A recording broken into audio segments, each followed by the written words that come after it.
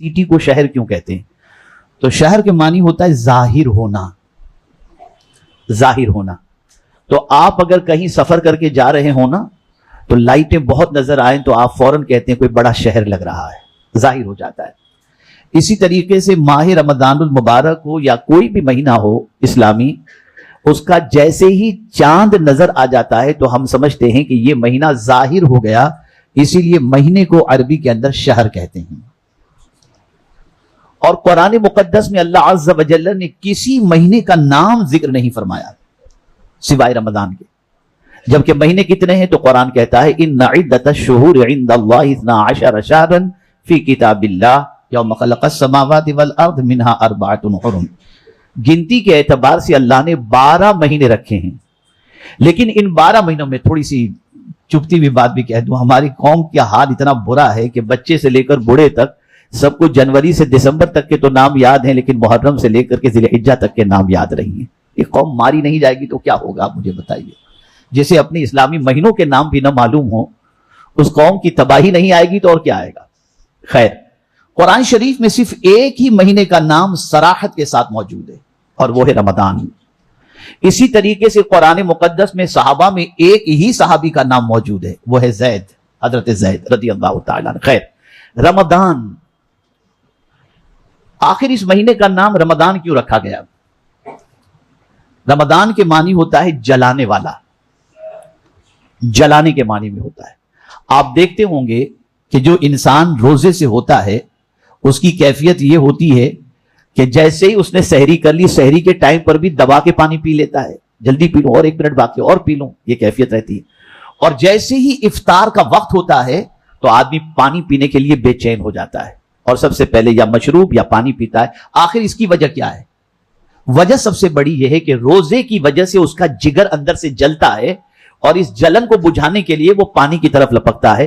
فرمایا گیا اس مہینے کا نام رمضان رکھا گیا، جلانے والا، تو یہ اس اعتبار سے جلانے والا ہے کہ یہ مہینہ گناہوں کو جلا کر کے راک کر دیتا ہے، اس لیے اس کا نام رمضان رکھا گیا۔ کتنا عظیم مہینہ ہے، اللہ اکبر، کتنا عظیم مہینہ۔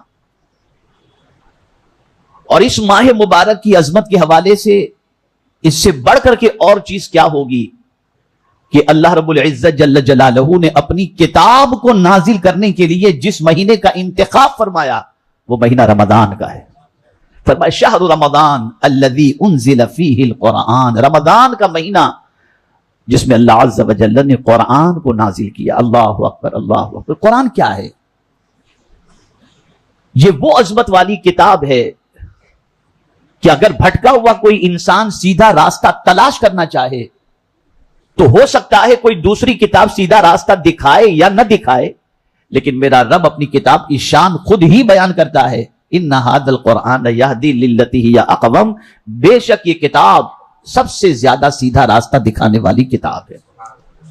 جس مہینے میں اللہ نے ہم کو کتاب ہدایت عطا فرمائی، جس مہینے میں اللہ عز و جل نے اپنی آخری کتاب عطا فرمائی، جس مہینے میں اللہ نے ایسی کتاب عطا فرمائی کہ زمین کے اوپر سے لے کر زمین کے اندر اور زمین کے اندر سے لے کر میدان محشر تک جو کتاب ہماری نجات اور ہماری راحت کا سامان ہو، اللہ نے وہ کتاب ہمیں اس ماہ مبارک میں عطا فرمائی۔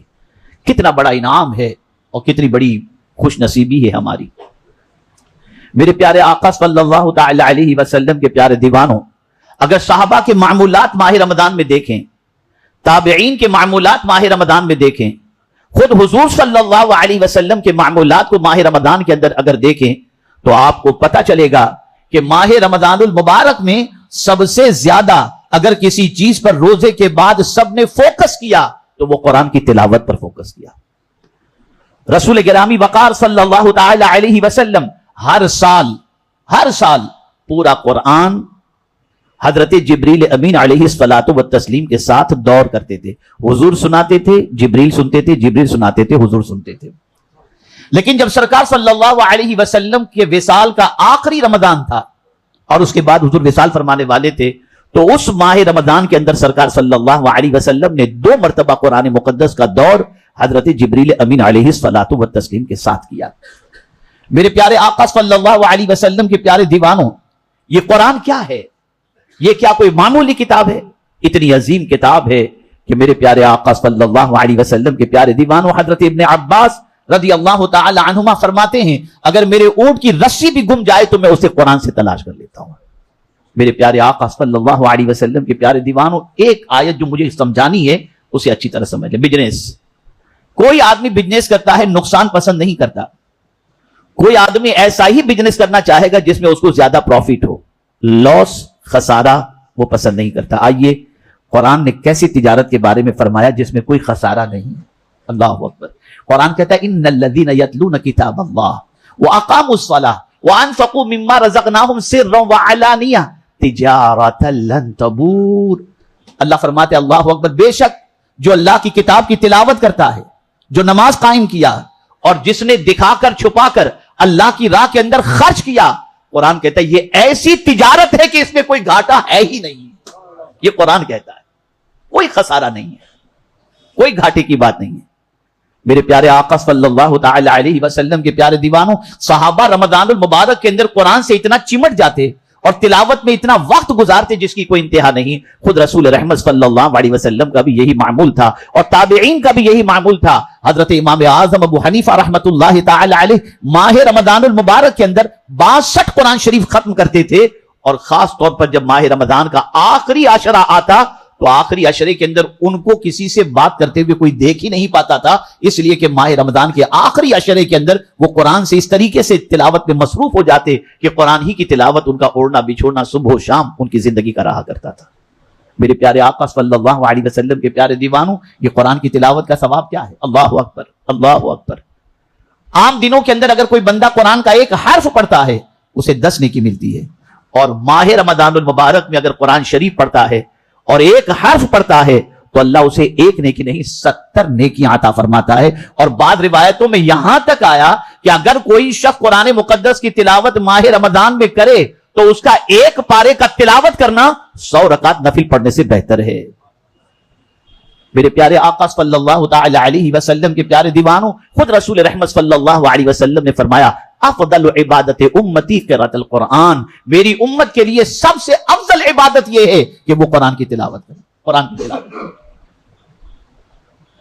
میرے پیارے آقا صلی اللہ علیہ وسلم کے پیارے دیوانوں، رمضان اور قرآن کو تھوڑا سا دیکھیں. عام طور پر انسان گناہوں میں زندگی گزارتا ہے، 11 مہینے اس کے گناہ کے اندر گزر جاتے ہیں. ماہ رمضان المبارک میں وہ بڑے سے بڑے گناہوں سے بچنے کی کوشش کرتا ہے اور اپنے دامن کو گناہ سے بچانے کی کوشش کرتا ہے، لیکن وہ 11 مہینے تک جو اس نے گناہ کیا ہے اس کی وجہ سے اس کا دل زنگ آلود ہو گیا، اس کا دل سیاہ ہو چکا. اور دل کی سیاہی اور زنگ آلود ہونے کی ایک علامت یہ بھی ہے کہ جب اللہ اور اس کے رسول جل جلالہ وصلی اللہ علیہ وسلم کے ارشادات پیش کیے جائیں تو اس کا اثر دل پر اگر نہیں ہوتا تو سمجھ لینا چاہیے کسی ہارٹ کے اسپیشلسٹ کے پاس جانے کی ضرورت نہیں. فیصلہ ہے کہ قرآن کا اثر دل پر نہیں ہوتا، مطلب تمہارا دل کالے پتھر کی طرح زنگ آلود ہو چکا ہے. رسول رحمت صلی اللہ علیہ وسلم کی بارگاہ میں صحابہ حاضر ہوئے، عرض کرنے لگے یا رسول اللہ صلی اللہ تعالی علیہ وسلم، اگر دل پر زنگ لگ جائے تو اس کا علاج کیا ہے؟ تو میرے آقا صلی اللہ علیہ وسلم نے فرمایا کثرت تلاوت القرآن و ذکر الموت، موت کو کثرت سے یاد کرو اور کثرت سے تلاوت قرآن کرو، اللہ تمہارے دل کے زنگ کو صاف کر دے گا. یہاں تک فرمایا گیا قرآن کی تلاوت کرنے والا ایسا ہے جیسے اپنے رب سے بات کر رہا ہے. یہ معمولی کتاب نہیں. آج ڈپریشن بڑھ رہا ہے، اسٹریس بڑھ رہا ہے. مجھے زیادہ تر لوگ ملتے ہیں تو کاروبار کی مندی کی شکایت کرتے ہیں، بہت سارے پرابلمز کی بات کرتے ہیں. میں پورے چیلنج کے ساتھ آپ کو کہتا ہوں، آپ اس کو زندگی کے اندر اختیار کر کے دیکھیں کہ آپ کو اگر ٹینشن بڑھ گیا ہو، آپ کا دل بیٹھ رہا ہو، کوئی بری خبر آپ کو اس طریقے سے متاثر کر دے کہ آپ کی طبیعت بالکل بدحال ہو رہی ہو، آپ کچھ نہ کریں، وضو کریں اور قرآن شریف کی تلاوت کرنا شروع کر دیں. تھوڑی ہی دیر میں آپ کو ایسا لگے گا کہ دل کا بوجھ جیسے ہلکا ہو رہا ہے اور آپ کی طبیعت فریش ہو جائے گی. دل کو بہلانے اور دل کو بہار میں لانے کے لیے قرآن سے بہتر کوئی چیز نہیں. اسی لیے سرکار صلی اللہ علیہ وسلم خود قرآن کے بارے میں فرماتے ہیں اللہم اجعل القرآن ربیع قلبی، اے اللہ قرآن کو میرے دل کی بہار بنا دے. دل کی بہار، دل خوش کرنا ہے قرآن پڑھو، دل مطمئن کرنا ہے قرآن پڑھو، دل کے اندر بہار لانی ہے قرآن پڑھو، غموں سے چھٹکارا پانا ہے قرآن پڑھو. میرے پیارے آقا صلی اللہ تعالی علیہ وسلم کے پیارے دیوانوں، یہ ماہ مبارک ہمیں قرآن سے اٹیچ کرنے کے لیے آتا ہے. یہ وہ ماہ مبارک ہے جس میں اللہ عز و جل نے ہمیں یہ عظیم تحفہ قرآن کی شکل میں عطا فرمایا. اور الحمدللہ بہت سارے مسلمان ماہ رمضان المبارک کے اندر تراویح میں پورا قرآن سننے کی سعادت حاصل کرتے ہیں. اللہ تعالیٰ سنانے والوں کو، سننے والوں کو، سب کو سلامت رکھے. یہ قرآن کتنا طاقتور ہے. آپ نے کبھی سوچا قبر میں جانا ہے، اور جب قبر میں جائیں گے وہاں کوئی نہیں آئے گا، باپ بیٹا بھائی بہن دوست احباب رشتہ دار کوئی نہیں آئے گا. اور قبر کو تھوڑا سا سوچئے کہ وہ کتنی بڑی گھبراہٹ کی جگہ ہوگی. آج اگر ایک چھوٹے سے کمرے میں ہم کو کوئی رکھ دے تو ہم اس چھوٹے سے کمرے میں جہاں ہوا بھی نہ ہو، لائٹ بھی نہ ہو، اندھیرا بھی ہو، تو وحشت سے ہماری حالت خراب ہو جاتی ہے. لیکن آج قبر کے بارے میں ہم نہیں سوچتے. وہ قبر کتنی چھوٹی جگہ ہوگی، لیٹنے جتنی جگہ اس سے بڑی جگہ بھی نہیں. وہاں ہمیں لوگ تنہائی میں چھوڑ کر چلے جائیں گے. اس قبر کی وحشت سے، اس قبر کی تنگی سے، اس قبر کی تکلیف سے بچانے والی چیز کون سی ہے؟ تو آپ نے دیکھا ہوگا کہ جب ختم قرآن ہوتا ہے تو ختم قرآن کے وقت یہ دعا پڑھی جاتی ہے جس میں پہلے پڑھا جاتا ہے اور دعا کی جاتی ہے، اللہم آنس وحشتی فی قبری. اے اللہ میری قبر کے لیے اس کو میرا غمخوار بنا دے، میری مونس بنا دے. اور فرمایا گیا جو دنیا میں قرآن کی تلاوت کا عادی ہوگا اللہ قبر میں بھی اس کو تلاوت کا موقع عطا فرمائے گا، اور یہ قرآن اس کا دل بہلائے گا. قرآن بہت عظیم کتاب ہے. یہ ماہ مبارک قرآن کی تلاوت کا مہینہ ہے، قرآن سمجھنے کا مہینہ ہے، قرآن سے تعلق جوڑنے کا مہینہ ہے. آج ہمارے ہاں سوشل میڈیا کی وجہ سے ہمارے لوگ العیاذ باللہ اچھی نیت سے جاتے ہیں اور سوشل میڈیا کو واچ کرتے ہیں، لیکن تراویح کے بعد جو شروع ہو جاتے ہیں دیکھنا تو سحری تک یہی ساری چیزیں چلتی رہتی ہیں. قرآن پڑھنے کا ٹائم نہیں ملتا، قرآن پڑھنے کا ٹائم نہیں ملتا. میں آپ سے گزارش کرتا ہوں ماہ رمضان المبارک کے خاص طور پر آخری عشرے کے اندر کسی چیز پر توجہ نہ دو. حضرت امام اعظم کسی سے بات چیت بھی کم کرتے، یا کوئی کرتے ہی نہیں دیکھتا تھا ان کو، پورا تعلق قرآن کے اوپر لگا دیتے اور قرآن کی تلاوت میں مصروف ہو جاتے. امام شافعی رحمت اللہ تعالی علیہ سے پوچھا گیا کہ ماہ رمضان المبارک کے اندر درس و تدریس بہتر ہے یا تلاوت قرآن مقدس؟ ارشاد فرماتے قرآن مقدس کی تلاوت بہتر ہے. قرآن سمجھنا بھی چاہیے اور قرآن پڑھنا بھی چاہیے. قرآن سے اپنا تعلق اتنا بڑھا دو، اتنا بڑھا دو، صبح اٹھ کے قرآن پڑھنا ہے، دکان پہنچ کر قرآن پڑھنا ہے، سونے سے پہلے قرآن پڑھنا ہے، تراویح میں قرآن پڑھنا ہے. پھر آپ دیکھیں گے کہ یہ قرآن آپ کے سینے میں اتر گیا تو دنیا بھی سنور جائے گی اور آخرت بھی سنور جائے گی. بس ایک حدیث عرض کرتا ہوں اور پھر ایک اپیل آپ سے کروں گا. قرآن کا تعلق روزے کے ساتھ کتنا اسٹرانگ ہے کہ آقا کریم صلی اللہ علیہ وسلم ارشاد فرماتے ہیں الصیام والقرآن یشفعان یوم القیامہ. روزے اور قرآن قیامت کے دن سفارش کریں گے، شفاعت کریں گے. روزہ اللہ کی بارگاہ میں عرض کرے گا مولا میں نے تیری رضا کی خاطر اسے بھوک پیاس اور عمل زوجیت سے صبح صادق سے لے کر غروب آفتاب تک روکے رکھا، اور تیری رضا کی خاطر اس نے روزہ رکھا، اس بندے کو جنت میں ڈال دے. اور اسی طریقے سے قرآن بھی اللہ کی بارگاہ میں سفارش کرے گا اے اللہ میں نے اس کو راتوں کو قرآن کی تلاوت کے اندر مصروف رکھا، اس لیے میری سفارش قبول کر لے اور اس بندے کو جنت عطا فرما دے. یہ ہے قرآن اور سیام. بڑا مقدس مہینہ آ رہا ہے، خدا کی قسم بڑا مقدس مہینہ. میں آپ کو بتا نہیں سکتا اس مقدس مہینے کی عظمت کے بارے میں، لیکن ایک جملہ یاد رکھیے گا.